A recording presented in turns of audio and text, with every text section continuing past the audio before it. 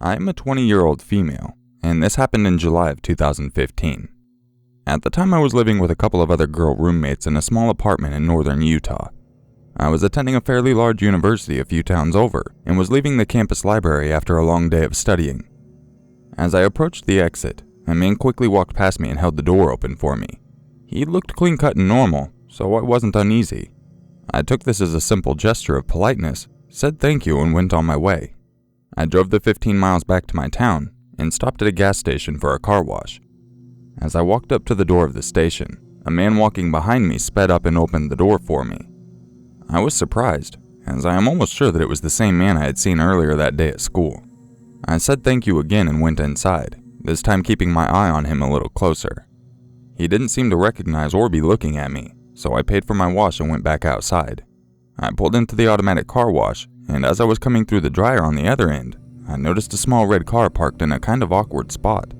The driver was clearly the man I had seen twice today. This made me uneasy, and I pulled up onto the street, going in the opposite direction I would usually go. The car immediately pulled up behind me and followed me. I drove around some well-populated streets for a few minutes to confirm that this guy really was following me, and he stayed right on my tail the entire time. I didn't want to go home, and wasn't sure what to do, so I called my brother who was married and lives nearby. I explained the situation to him, and he said for me to come straight to his house. The car stayed with me as I drove through the quiet residential neighborhoods to my brother's. As I turned onto the dead-end street in which he lived, however, the car kept driving, the man never looking over. After telling my brother what happened, he thought I should spend the night at his house. Later that night, at around 1 a.m., I had almost forgotten about that incident and was in his basement spare bedroom, about to drift off to sleep. Suddenly I heard rustling sound coming from outside the window. This window had a small well with bushes surrounding it. I froze, every muscle in my body tensing up. I saw a figure reaching down into the window well towards my window. I quickly and quietly rolled off the bed and crawled across the floor, running up the stairs to my brother's room. I woke him up and told him that I had heard somebody outside. He told his wife to call 911 and grabbed his pistol, heading out the back door in his pajamas. I didn't hear any noises once he went outside, and quickly became worried. My sister-in-law was on the phone with 911, and the police arrived within 3 minutes or less. We soon saw the flashing lights and could hear police shouting outside. My sister-in-law made me stay inside and went out to talk to the officers. After a while, my brother and sister-in-law came back in with a cop and began asking me to tell them what happened that day. I explained everything, and they said the man had been trying to get my window open when my brother had snuck up behind him, pressed the gun on the back of his head, and told him not to move or he'd shoot him, in much more vulgar terms. When they searched him, all he had in his pockets were condoms. He admitted to the police that he had seen me on campus and had been following me all week. I know he was arrested after that, and a restraining order was placed just in case he ever got out. I moved a week later, and now I carry pepper spray everywhere I go.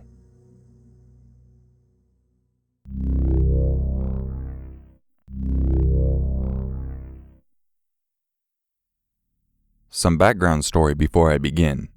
I'm an Asian girl, and I'm a freshman in college.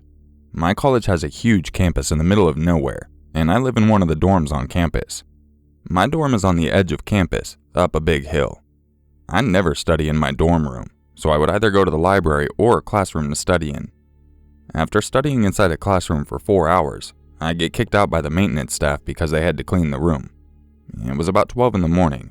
It was probably time for me to head back to my dorm anyways. This happened the Thursday before Halloween in 2015. I had a bad experience with college police, and the escort service never picked up their phones. Whenever I would call the campus police for an escort, the dispatcher would always ask me why I needed an escort. I don't know. You don't see a window and see that it's dark? I always tell them that it's dark and I feel unsafe walking home, and they reluctantly send an officer to my location. The last time I used their services was when the female officer said that if I was in Boston and called the police for an escort, they won't drive me back to my house. Well, fuck you. There are so many transportation options available in Boston at night, like taxis and metros. That is why I was walking alone on this particular night. I'd rather not deal with the campus police anymore. I decided to take the long route back to my dorm because there are 2 fraternity houses I'll walk by, and in case anyone tries anything on me, I could bang on their doors. Both houses were hosting a costume party, full of loud music and people. I walk by some sorority sisters dressed up in their costumes. After walking by the first two frat houses, there's a church. The church is right in front of a crosswalk that I need to use to cross the street.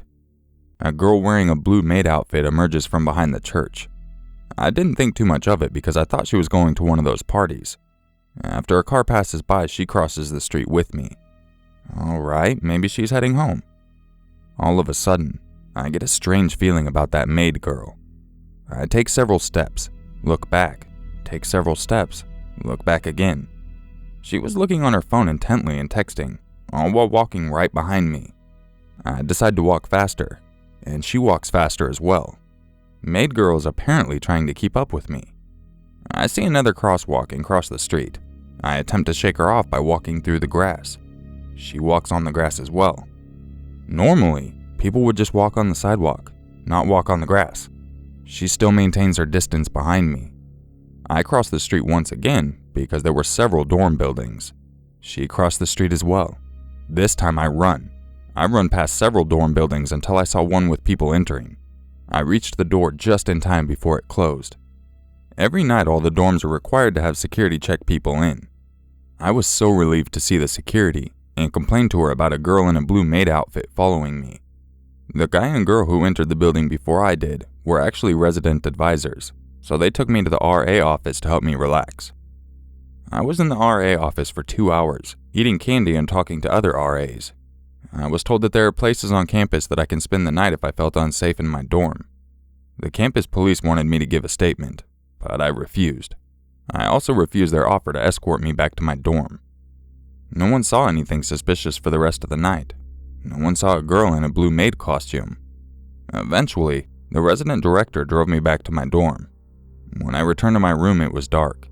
I made sure my sleeping roommate was actually my roommate and not the maid girl. I didn't get a clear look of the maid girl. She had light skin because her arms were exposed, but I didn't look closely enough to see if she was Asian or white. She had a similar physique to mine, average height, lean, nothing out of the ordinary. I really don't remember anything beside her outfit resembling a Japanese maid outfit, and it was blue and white. Before going to bed at 2 a.m., I took a shower and was really paranoid of any sound. I legit thought she was going to open my shower curtains or wait for me outside the showers. I didn't leave my dorm the next day. I didn't go to class nor work. I'm not really sure what that maid girl wanted from me. She was probably trying to seem less suspicious by staring at her phone. I feel like she was texting for someone to drive around and snatch me. I don't think her intentions were innocent. She made it really obvious that she was following me around by walking on the grass and just tailing behind me. If she really just wanted to be my friend, she could have just walked alongside of me and started a conversation. I really wonder what would have happened if I would have just walked all the way back to my dorm. Would I have even made it back to my dorm? And why did she choose me? Of course, she could have just had innocent intentions, and I'm just paranoid.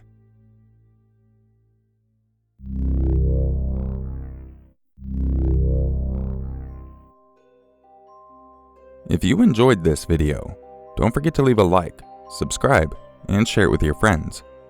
If you would like a chance to have your story featured in an upcoming video, make sure you email it to urmaker6260@gmail.com.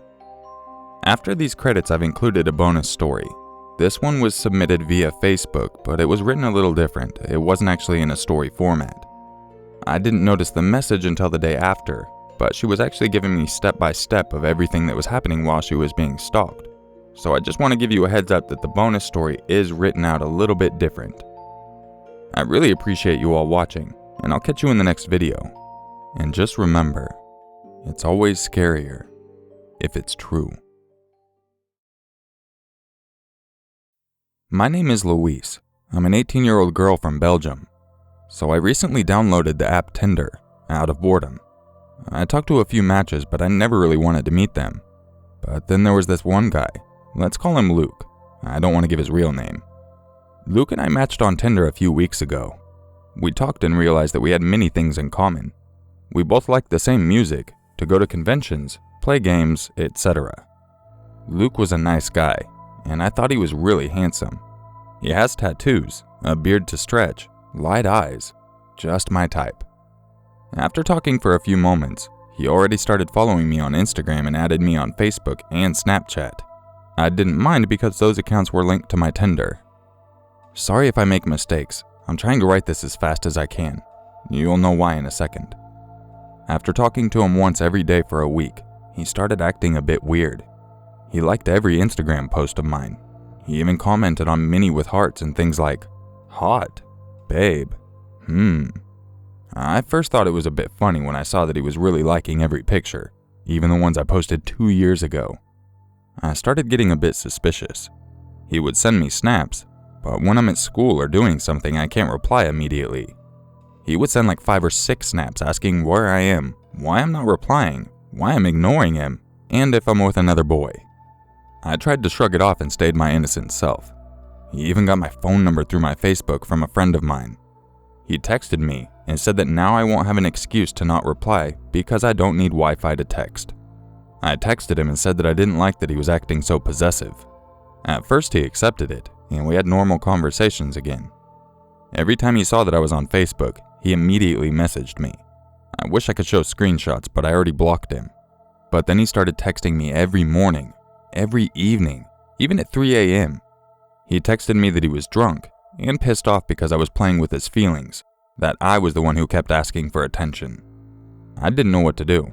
I didn't reply. That was 2 days ago. I'm freaking out. My phone keeps buzzing. He called me while I was at school today. I couldn't pick up. I was doing my exams. He's outside now. So after my exams, I was allowed to go home. I always walk the same way towards the train station. So I took my usual route at the end of the street, and I thought I saw Luke turning the corner. It could be possible. He lives in Antwerp. So I started walking faster and peeked around the corner to see if it was him. It was him. I felt my heart start beating faster and the heat of my body start rising. He was walking in front of me. He didn't see me, yet. So I walked slowly to keep some distance. I couldn't just take another route. I would miss my train. I kept on praying that he wouldn't see me. We were almost to the train station. He also went into the train station. I kept hoping that it was all coincidence. He just had to be there. He started walking a different way. I thought he had to go on another train. I lost sight of him, so I relaxed a little bit. I sat down, grabbed my iPod, and turned on my music. The train was mainly empty. It was me and an old couple sitting a few seats from me. I closed my eyes and waited for the train to start moving. Then I hear the doors open again. It was him. It was Luke. He didn't notice me. He sat a few seats in front with his back towards me. My heart started beating fast, and I had to control my breathing. I was so nervous. I kept an eye on him. I thought, maybe I'm wrong. Maybe it isn't him. So I grabbed my phone and texted him. Well, I sent him an empty message. Just when my phone told me the message arrived, I heard the sound of a phone going off. It was him. Now I'm sure of it. I crawled closer to the window of the train and put on my hoodie. Why am I so scared of him? I saw him put down his phone again. My phone buzzed. I forgot to silence it. He reacted to the buzzing sound and looked around. I hid my face behind my hoodie. He didn't see me, so when we were almost at my stop, I had to pass him to exit the train. I made sure he didn't see my face. I got off the train and quickly walked towards my house. Then I read his text that he had replied to my text. It said, "What's your problem? What do you want, whore? Do you want me to come to your house? I'm already on my way." I'm still freaking out. I'm at home right now. I think he followed me. He's outside. I called my parents and the police. He's screaming at me. He's throwing rocks towards my window. I closed the curtains. He keeps calling me and shouting my name. I'm home alone and so scared. My neighbors are just watching through their windows. I hear him trying to open the front door, the back door. Thankfully, I locked everything. My parents are home. Thank God. Luke ran away. I saw my parents drive onto the street, and I screamed at Luke that they were here. I also told him that I called the police and they wouldn't be too long away. Luke escaped. The police will arrive soon. I'll update you to tell you what happened. I'm glad I could tell you this. To be honest, when I was panicking on the train, my first thought was, I have to tell this to Urmaker. The police are here. Okay, here's an update. After talking to the police, they left. The police just called. They said that they've caught him, so I feel safe again now. They also mentioned to me that he's done stuff like this before.